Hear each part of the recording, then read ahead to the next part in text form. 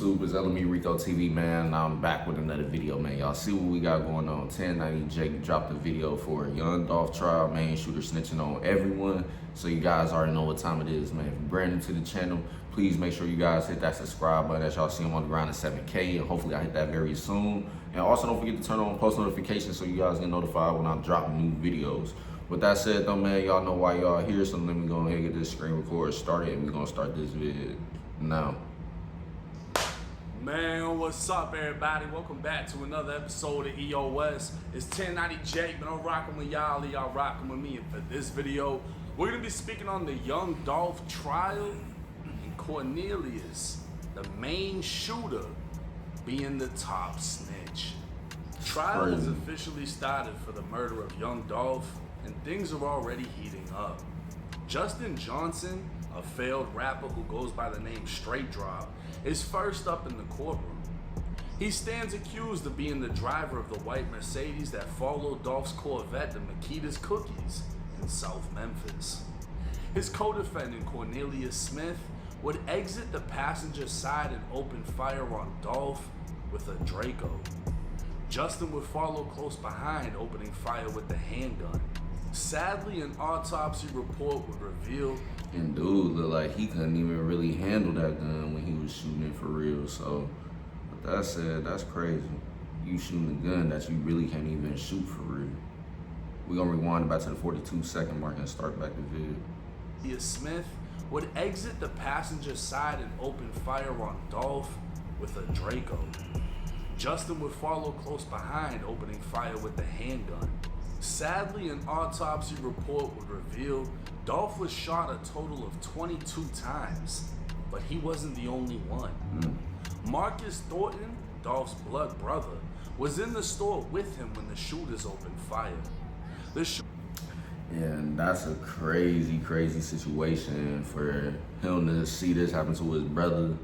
And then too, on top of that, he really ran outside to shoot back at the two shooters, and he actually hit one of them, I believe, and then the other one got grazed. So shout out to his brother for real, because this literally just all happened so fast, and this is just like, man, it's just crazy how this whole situation just happened right then and there. Shooters were so focused on Dolph, they didn't even target Marcus, and because of that, Marcus drew his own handgun, returning fire and striking both shooters. Marcus would empty his weapon, chasing after the shooters and grabbing another gun from the Corvette, opening fire again on the getaway car. Justin would be grazed in the back, while Cornelius was shot in the arm and leg. On the first day of trial, Justin would face his worst enemy by far, and it was none other than Cornelius, his co-defendant. By now, Cornelius was fully cooperating and willing to testify. He was an addict, struggling with the death of his 9-year-old son who died 3 months before, as he abused ecstasy and oxycodone to numb his pain. He testified in court he didn't know Dolph, and the day he killed Dolph was also his daughter's birthday. It would seem. See, and that's real sad, bro. You really got people out here taking others away from their own family, and sometimes don't even really have no type of connection to that person whatsoever. Don't even know anything about the person for real. Don't even know why you don't like that person. You just don't like them because somebody else said they don't like them, and that's what's going on. So it's just crazy out here for real, man. It's real sad. Cornelius was nothing more than a vulnerable man desperate for money with nothing to lose, the exact reason he was recruited. Cornelius would identify himself and Justin in the courtroom while viewing the surveillance video. He couldn't give a number as to how many times he shot Dolph, and when asked what he was thinking, he said nothing. His trial definitely not gonna last too long. I just don't see it going Justin too stated in long court after that they already pretty much got the older everything they brother of need. Memphis rapper Yo Gotti and the second in command of CMG Records dropped a $100,000 bounty on young Dolph. The beef between Dolph and Yo Gotti was well known and laid out in multiple songs, as was the previous. some people feel like Yo Gotti possibly gonna get brought down some way, somehow because of this, but you guys comment down below and let me know how y'all feel about it, because there's some people too that's also saying they don't believe anything gonna happen to him, just because of the simple fact it was his brother too, the one that actually put that to happen. So they can't really say, oh, it was Yo Gotti that really made this happen. All they know for sure is that it was his brother, because the shooter actually named his brother being the one that set everything up and pretty much was gonna pay everybody what they was supposed to be paid, etc., etc. So other than that though, man, if y'all been following along with this trial too, y'all know the shooters didn't even get paid nearly close to what they was supposed to really get for that. So they really got sent off on a blank mission for real. Now let's get back to the vid.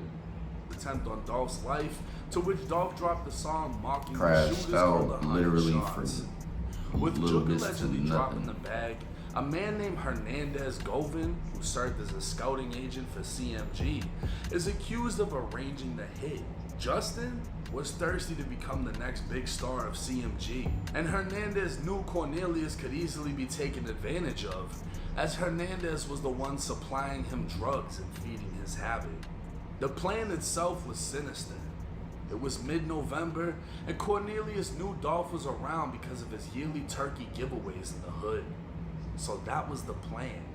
While Dolph was handing out turkeys, they were going to kill him, with no consideration for the volunteers or hungry families in attendance.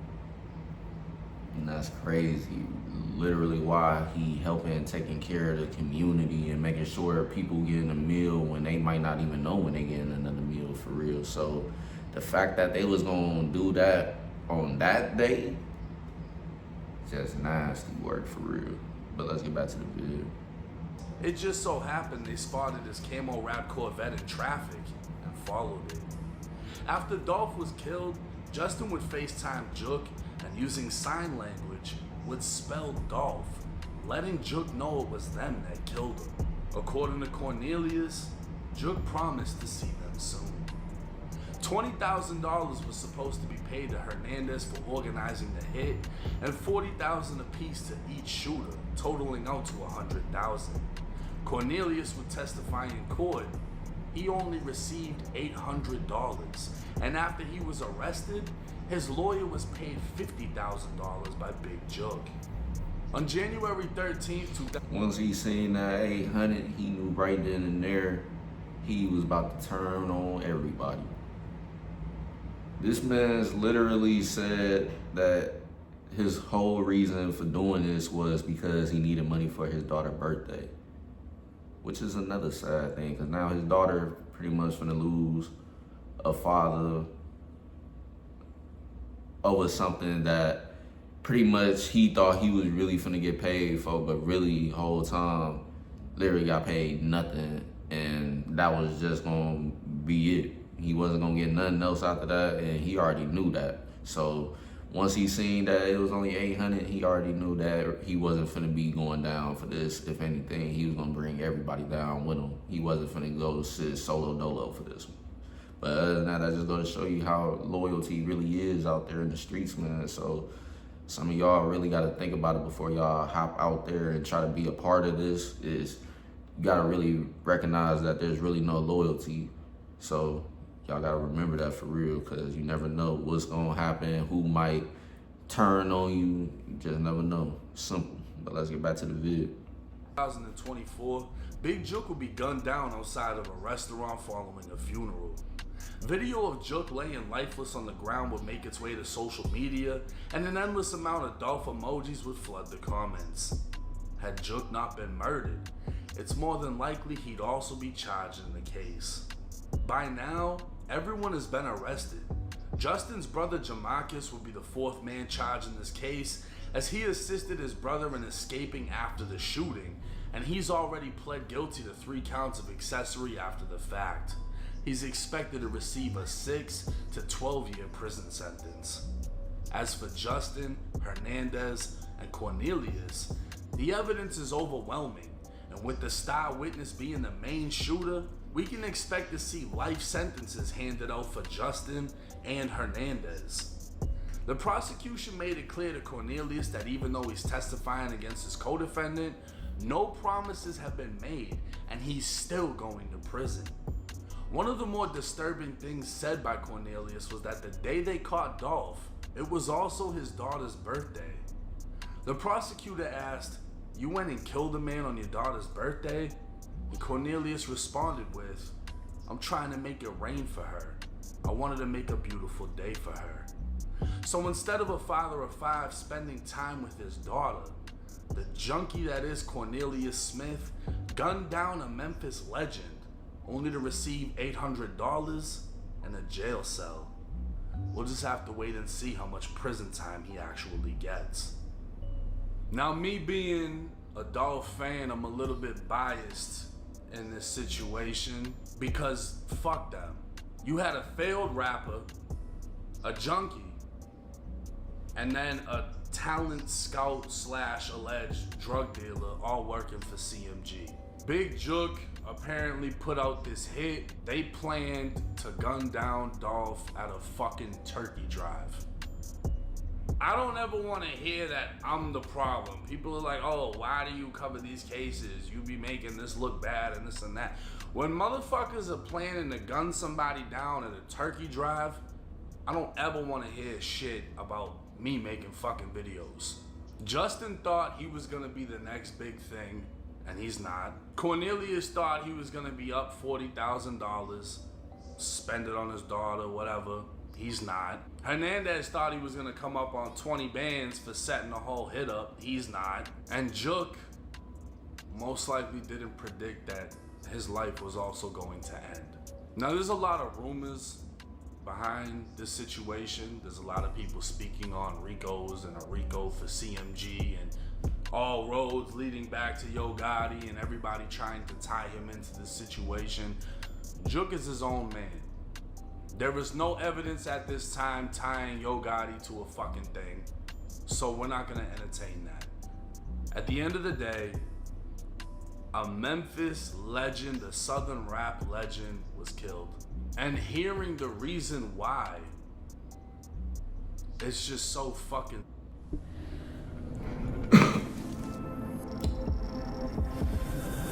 stupid, as it is with many cases. This is why I cover these topics, to show you how things aren't worth it, because there's plenty of young crash outs that watch these videos that think 100,000 is so much fucking money when in reality it's not. $20,000 to organize a hit, $40,000 to do this. Listen, instead of being a fucking crash out, be a YouTuber, and you can go drop $100,000 like it ain't a fucking thing. You can run up $50,000 in a month off of dropping videos. And it's facts, because I'm not saying all YouTubers make a lot more money than some of these rappers, because a lot of YouTubers sometimes do make a lot of money that a lot of these rappers half of the time ain't really touching for real, or they got a lot of stipulations into getting their money, but sometimes they don't even get all of their money and be stuck in bad deals, etc., etc. So I'm sorry for the confusion, but y'all get pretty much what I'm saying though. So some YouTubers do make a lot more money than some of the rappers, but not all the rappers. There's still definitely some rappers that's getting paid hella money that some of these YouTubers ain't touching either. So it ain't like it's a big flex on either side when they both got a lot of people making money both ways. So it is what it is. So with that said though, man, like he said, instead of being crash outs, might as well go run it up on social media, whatever, and make money that way, because at the end of the day, you can potentially make just as much as these rappers or more. So it ain't no reason to be going out here doing these blank missions and literally getting finessed almost pretty much from what it seemed like. They pretty much got finessed out of everything. They life, money that they was supposed to be getting, etc., etc. So with that said, man, just crazy case, sad overall. Long live Dolph for sure, and prayers and condolences to his family for sure, man, because this is just a sad situation to know that they were originally literally gonna do this while he was helping the community, giving back to families that, like I said earlier in the video, don't know when they might get the next meal, etc., etc. So the fact that they did this and really didn't have no connection to him, just crazy. So with that said though, man, let's get back to this vid. But YouTubers aren't what's praised, right? Everybody wants to be the rapper, the shooter, the this, the that. Well, then pay the fuck attention to how Justin looks in that courtroom. While Cornelius is doing the definition of snitching. They committed a crime together, and Cornelius is 1000% ratting on Justin and everybody else involved. But what else could you expect from a piece of shit who, instead of spending time with his daughter on her birthday, went and did a hit? Most likely with the intention of fueling his drug habit that's been caused by the death of his child. This lifestyle leads to nothing but misery and pain.